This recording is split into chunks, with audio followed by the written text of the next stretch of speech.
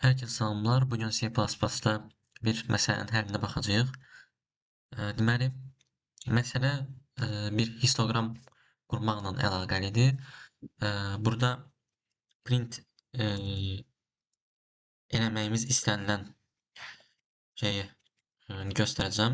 Yəni necə print eləməliyik, nəyi print eləməliyik. Məsələn, bizə müəyyən bir array verilib. Tutalım,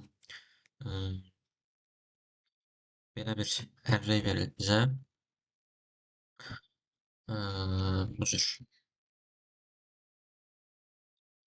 bir array verilsin və bu array'in nəticəsində bundan istifadə edərək məsələn 1 burada 1-dən 2 dəfə istifadə olunub. Bu cür. Ondan sonra 3 gəlir. 3-dən də 2 dəfə istifadə olunub. Ondan sonra 4 gəlir. 4-dən 1 dəfə istifadə olunub. 8 gəlir. 8-dən 1 dəfə istifadə olunub. Yəni belə bu daha çox ola bilər. Yəni bura bir dənə də 3 əlavə eləsəm, yəni bura belə bir şey ola bilər. Yəni burada nə qədər element istifadə olunubsa, onun sayını bu cür çap edirik. Deməli, bizə nə lazımdır bunu eləmək üçün? Bunu çap eləmək üçün. Əlbəttə, ilk olaraq bir array daxil eləməliyik. Ölçünü vermirəm. Ümumiyyətlə, bu hər hansı bir array ola bilər. Məsələn, özümüzdən bir array yazaq. Elə yuxarıdakı arrayi kopyalaya bilərəm. Biraz əlavələr eləyərəm bura. Daha səliqəli bir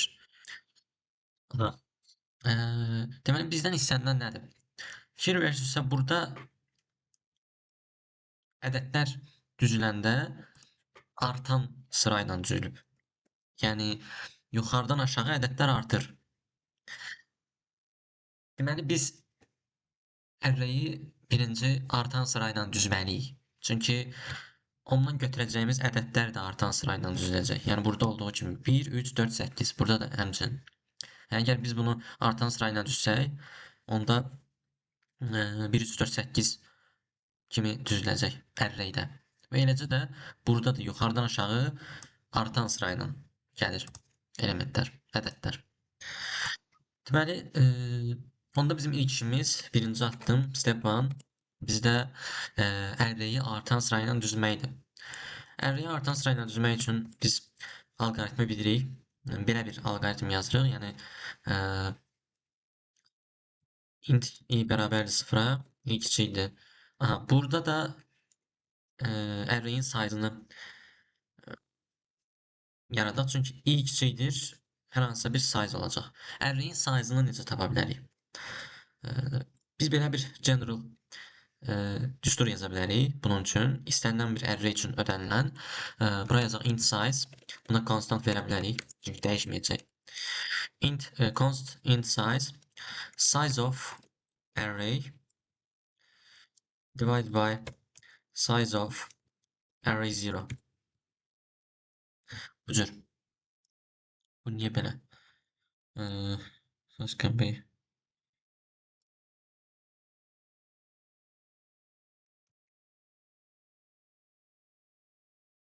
Okey, problem deyil. Deməli, bu nə deməkdir? Yəni, array'in ümumi sayı bölünsün bir elementin sayısı. Size array'in ümumi tutduğu, yaddaşda tutduğu yer bölünsün sadəcə bir elementin yaddaşda tutduğu yer. Bu da bizə array'dəki elementlərin sayını verəcək. Məsələn, tutalım ki, bu array'də nə qədər element var? Burada 8 dənə element var. Əgər bu intsə, bir int yaddaşda 4 byte yer tutur. Deməli, bu ümumi olaraq 32 byte yer tutacaq yaddaşda. Və məntiqi olaraq mən 32-ni əgər sadəcə 1-in, yəni 1 0-cı elementdə burada 1-in tutduğu, yaddaşda tutduğu yerə bölsəm, 32 böl 4, mən 8-i alacam. Bu düsturu ümumi olaraq belə yaza bilərik. İstənilən bir, əlbəttə, data tipi üçün, verilən tipi üçün ödənir. Int olmasın, float olsun, fərqi yoxdur. Burada da ondan istifadə edəcəyik. Int i bərabər 0, size i size'dan kiçikdir. i++. Bura gələk. Burada isə nə edirik? Int c bərabər 0-a. C kiçikdir. Size çıxılsın i, çıxılsın 1. C++. Və burada şərt qoyuram əlbəttə. Array c əgər array c plus 1-dən böyükdürsə, neyləsin? Əvəz eləsin bunlar. Əvəzləməni də necə eləyə bilərik? Bir dənə temporary yaradırıq. Int temp. Buna verək array c-ni, array c-yi. Sonra array c olsun. Buna array c plus 1 verək. Aha. Sonra array c plus 1 olsun. Array c. Array c isə olsun temp. Bu bütün elementlər üçün bunu təkrarlayacaq. Sıfırdan size-a qədər və artan sırayla düzəcək. Görək düzür yoxsa yox. Belə bir yoxlama aparaq. Int x array cout x endline. Endline ehtiyac yoxdur əslində. Belə bir boşluq qoysam kifayət. Görək işləyir ya yox. Gördüyünüz kimi. Belə bir array verdim. Və bunu artan sırayla düzdü. 1, 1, 3, 3, 3, 4, 5, 5, 8, 8, 9, 9. Əgər bura gəlsəm, məsələn, 10 əlavə eləsəm, onda 10 ən axıra düşəcək. Belə. Artan sırayla düzən bir alqoritm yazdıq. Birinci step tamamladıq. Bunu silə bilərik, bu test eləmək üçün idi. Birinci stepi tamamladıq. İndi isə keçək əsas hissəyə. Main step, main part. Main partda nə edirik? Histogramı çap edəcəyik. Amma histogramı çap edəndə belə bir şey nəzərə almalıyıq. Hər bir element unik olmalıdır. Yəni, məsələn, 1-i mən sadəcə bir dəfə çap edə bilərəm. Ondan sonraki birləri çap eləməməliyəm. Bunun üçün nə edə bilərik? İstəyirsiniz alqoritmi yazaq yenə.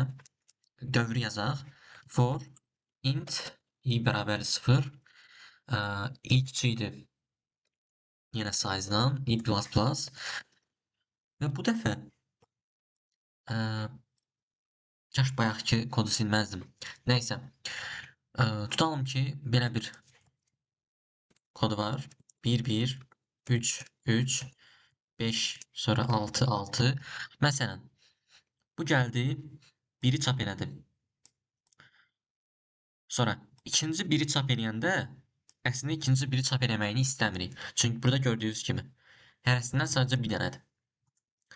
Ona görə ikinci 1-ə qədər olan sıranı, olan ədədləri yoxlayır. Əgər ikinci 1-dən əvvəl 1 varsa, ikinci 1-i götürmür. Gəlin, burada məsələn bunu 6 ilə izah edeyim. Axırıncı 6 ilə, axırıncı elementlə. Məsələn, bura qədər gəlmişik. 6-nı tapdı. 6-ya qədər olan ədədləri yoxlayır. Yoxlayır, görür.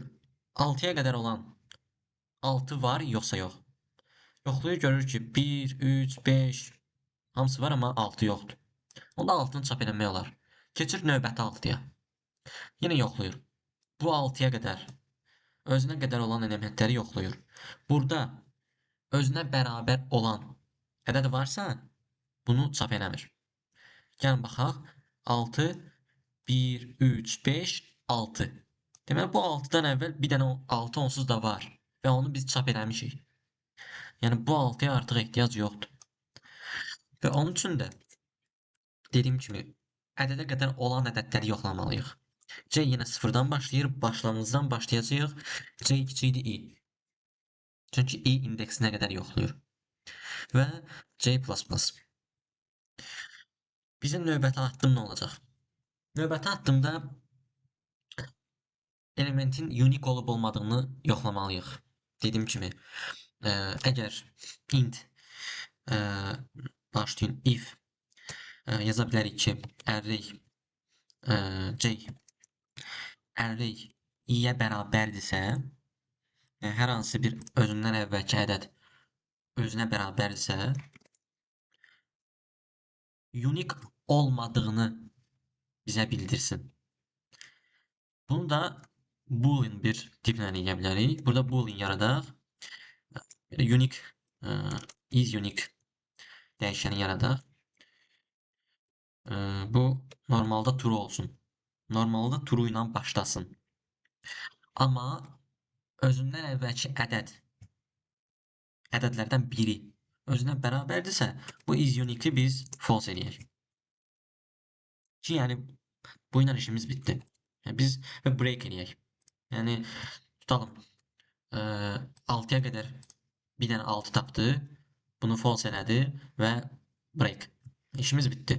Artıq bu 6-nı çap eləməyəcəyik. Bəs onu necə eləyək? Gördüyünüz kimi indi biz növbəti case'də yoxlamalıyıq. Çətin hissə bitdi. İndi asan hissəyə keçirik əslində. Növbəti hissədə yoxlamalıyıq. If is unique. Bura bərabər true da yaza bilərik.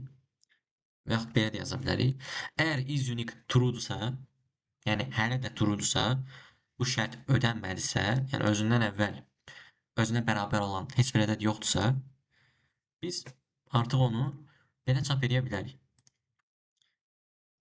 Yazaq cout və nəyi çap edəcəyik? Əlbəttə array i-ni. Çünki biz i elementinə görə, array'in inci elementinə görə yoxlayırıq. Array i-ni çap eləsin. Belə bir boşluq qoyaq və bundan sonra ulduzlar. Yaxşı, bəs burada nə qədər ulduz olduğunu, hər ədədin qabağında nə qədər ulduz olduğunu necə tapaq? Onun üçün də əslində çox sadə bir alqoritmdən istifadə edəcəyik. Çox sadə. Dediyim kimi çətin hissələr bitib. Int m verək bərabər 0-a. M nə qədər kiçikdir size-dan. M++. Burada bir dənə count dəyişəni yaradaq saymaq üçün.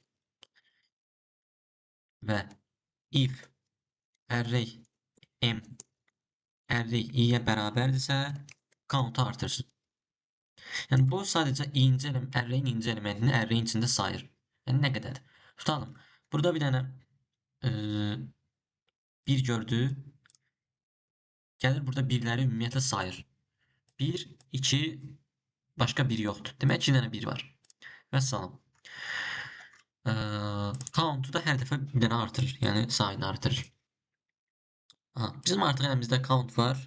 Bizim əlimizdə artıq unique ədədlər var və bizə sadəcə qalıb çap eləmək.